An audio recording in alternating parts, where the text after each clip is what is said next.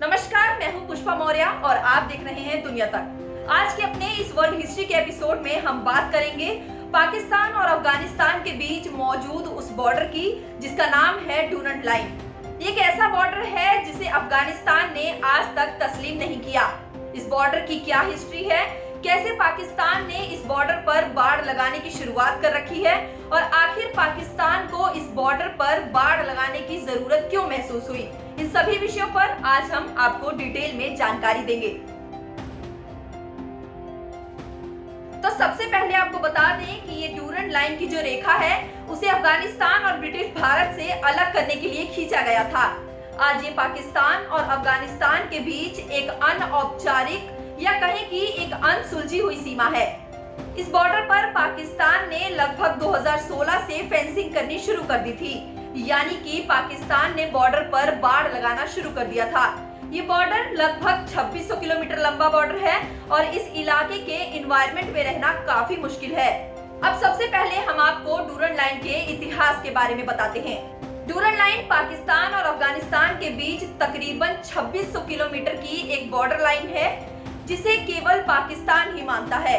अफगानिस्तान ने कभी इसे तस्लीम नहीं किया।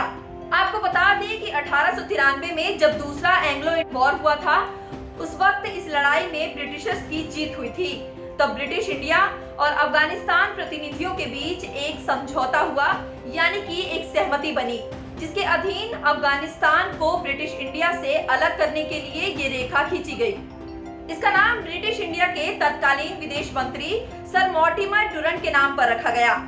कुछ लोगों का कहना है कि 1893 में जब अफगान आमिर अब्दुल रहमान खान और ब्रितानी सरकार के सचिव सर मॉर्टिमर डूरंड ने सरहद हदबंदी के समझौते पर हस्ताक्षर किए, उसकी मियाद केवल 100 बरस थी।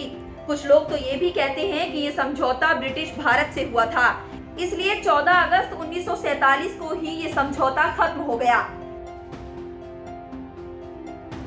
दरअसल 1893 में जब डूरंड रेखा खींची गई थी, वो केवल 100 बरस के लिए नहीं थी, बल्कि आमिर अब्दुल रहमान खान और सर मॉर्टिमर डूरंड ने जिस समझौते पर हस्ताक्षर किए थे, इसकी मियाद दस्तखत करने वाले बादशाह की जिंदगी तक मानी गई थी।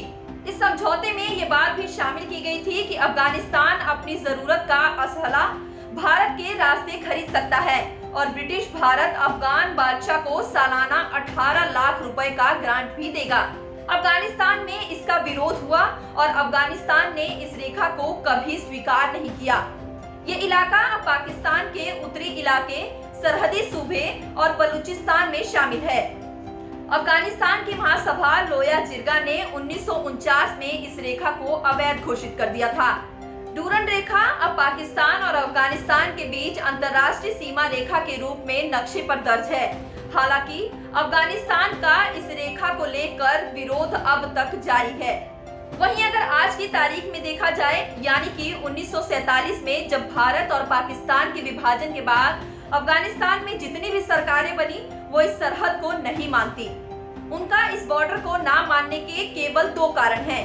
पहला कारण ये कि उनका ये एग्रीमेंट केवल ब्रिटिश इंडिया के साथ हुआ था, उनका पाकिस्तान के साथ कोई एग्रीमेंट नहीं हुआ था। वहीं दूसरा कारण ये है कि जो अफगानिस्तान के पश्तून लोग हैं, वो बॉर्डर के दोनों ओर फैले हुए हैं। इसी वजह से वो इस डूरंड लाइन को नहीं मानते। अगर वो इस डूरंड लाइन को मानना शुरू कर देंगे तो इसका मतलब ये है कि वो अपने पश्तून लोग को खुद से अलग कर रहे हैं। इसी वजह से अफगानिस्तान के लोग पाकिस्तान के नॉर्थ वेस्टर्न हिस्से पर अपना अधिकार जमाते हैं। पाकिस्तान को कब झेलनी पड़ी परेशानी? 1979 और 2001 में सोवियत यूनियन और अमेरिका दोनों ने अफगानिस्तान को इन्वेड किया, तभी से थोड़े हालात बिगड़ने शुरू हो गए। इस समय तालिबान काफी मजबूत हो चुका था और हम कह सकते हैं कि उस समय तालिबान ड्रग की मदद से काफी मोटा पैसा कमाता था और ये पूरा ड्रग माफिया अफगानिस्तान से लेकर पाकिस्तान तक चल रहा था, जिसकी वजह से यहाँ पर पाकिस्तान को काफी परेशानियां झेलनी पड़ी, क्योंकि ये जो पूरा का पूरा ड्रग माफिया था वो डूरंड लाइन की मदद से चल रहा था। यानी कि हर चीज, हर सप्लाई पाकिस्तान और अफगानिस्तान के बीच मौजूद डूरंड लाइन से हो रही थी। और केवल ड्रग माफिया ही नहीं, बल्कि बॉर्डर के इलाकों में उग्रवाद भी काफी तेजी से फैल रहा था, जिसकी वजह से पाकिस्तान काफी परेशान था। उस वक्त इस बॉर्डर के आसपास कुछ ऐसे आतंकवादी गुट बन चुके थे जो आए दिन पाकिस्तान में हिंसा और घटनाओं को अंजाम दे रहे थे। इन्हीं सब कारणों की वजह से पाकिस्तान ने अपनी तरफ से 2016 में धीरे धीरे बॉर्डर पर बाड़ लगाना शुरू कर दिया। ये बाड़ लगाने का सिलसिला हिंदूकुश से लेकर बलूचिस्तान तक चल रहा है। उग्रवाद और आतंकवाद से परेशान पाकिस्तान का साथ उस वक्त अमेरिका भी दे रहा था, क्योंकि उस वक्त अमेरिका को ये लग रहा था कि उन्होंने जो अफगानिस्तान की जिम्मेदारी अपने सर पर ली है उससे उन्हें कुछ फायदा होगा। दिसंबर 2020 में पाकिस्तान सरकार ने ये घोषणा कर दी कि बाड़ लगाने का ये काम लगभग पूरा ही हो चुका है। बस 2-3 महीने की और बात है जब हम पूरी तरीके से बाड़ बना लेंगे। लेकिन क्या वाकई में पाकिस्तान की तरफ से ये बाड़ लगाना कारगर साबित हो पाएगा? कुछ ऑफिशियल्स का कहना है कि इस जगह पर बाड़ बनाने से कोई फायदा नहीं होगा, क्योंकि यहाँ का खुश्क वातावरण ऐसा है जिसकी वजह से वहाँ पर सिक्योरिटी के लिए किसी की तैनाती करना काफी मुश्किल है, जिसकी वजह से वहाँ आसानी से आतंकवाद और उग्रवाद को दोबारा से फैलाया जा सकता है। वहीं कुछ ऑफिशियल्स का मानना है कि पाकिस्तानी सेना करप्शन में डूबी हुई है। वहीं इस बाढ़ की वजह से अफगानिस्तान भी खुश नहीं है। उनका मानना है कि इस बाढ़ की वजह से जो उग्रवाद समूह है उनको आप रोक नहीं पाएंगे। वो इस बात से भी नाराज हैं कि पाकिस्तान ने ये बाढ़ लगाकर पश्तून लोगों को उनसे अलग कर दिया। अफगानिस्तान ने साथ ही साथ एक बात और कही कि कहीं ना कहीं ये मानव अधिकार का हनन है। पाकिस्तान ने यहाँ हमसे बिना पूछे ऐसे बाढ़ लगाना शुरू कर दिया है। अब अगर बात आसपास के स्थानीय लोगों की करें कि उनका क्या कहना है। स्थानीय लोगों का मानना है कि उन्हें इस सरहद के चलते हमेशा तनाव से जूझना पड़ता है, क्योंकि दोनों देशों के बीच सीमा को लेकर हमेशा तनातनी बनी रहती है। अगर दोनों देशों के बीच रिश्ते ही ठीक नहीं होंगे तो वो यात्रा करके सीमा पार कैसे जा सकते हैं।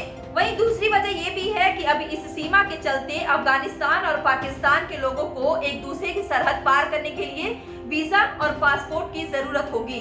वहीं इन सब मुद्दों को देखते हुए पाकिस्तान का कहना है कि वो पासपोर्ट और वीजा आसानी से अलॉट कर देगा, लेकिन फिर भी अफगानिस्तान के लोग इस बाढ़ लगाने की वजह से काफी परेशान हैं और काफी नाराज भी हैं।